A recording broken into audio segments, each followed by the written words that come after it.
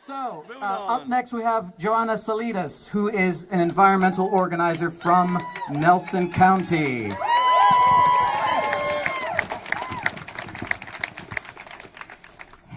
I have been fighting the Atlantic Coast Pipeline with nearly everything I've got since I received the first so-called request to survey my property in Nelson County in May 2014.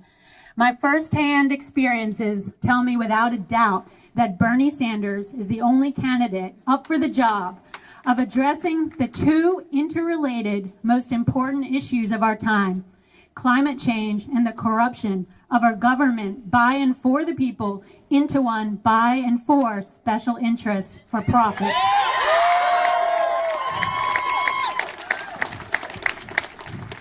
Evidence has been pouring in over the last few years that fracked gas is a bridge to disaster in terms of the climate and for humanity. Methane is 80 times more potent a greenhouse gas than carbon dioxide in a 20-year time frame. Leakage throughout the life cycle, including extraction, transmission, storage, and burning, is much greater than previously believed. Right now, the Porter Ranch gas storage facility in California is spewing methane into the atmosphere with no stopping in sight, a disaster equivalent to the BP Deepwater's Horizon disaster. Studies also show that investment in new fracked gas infrastructure delays and disincentivizes renewables.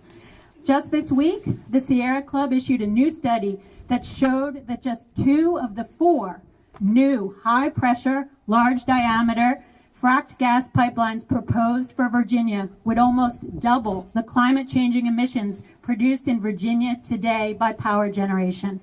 Despite these facts, many state and federal Democrats continue to support new fracked gas infrastructure, including exporting, supposedly to help the climate crisis. Senator Warner justified his support of the Atlantic Coast Pipeline with, "Unlike my colleagues on the other side of the aisle, I believe in climate change." Well, Senator, that's nice, but do you believe in solutions? And as for Governor McAuliffe, who was elected with a lot of help from environmentalists, he loves Dominion and their Atlantic Coast Pipeline. There's something seriously wrong when someone who proclaims environmental sympathy and yet acts in a totally incongruent manner. Bernie Sanders is the only presidential candidate who has called for an outright ban on fracking, and the only one, Bernie, who has stated clear opposition to any of the many new pipeline proposals on the table for the East Coast. The very same scenario plays out on what's sometimes considered the other side of pipeline politics. Last year, a bunch of property owners worked hard to convince Virginia legislators to repeal the hated survey without permission statute that Kirk Bowers was talking about. It allows pipeline companies to force access onto private property for surveying. 40 property owners packed the committee hearing telling personal stories of why they wanted the right to keep Dominion off of their property. Then the oil and gas man stood up, sauntered over to the senators, and he said, "You know, some of y'all may not have been here in 2004 when we passed this law.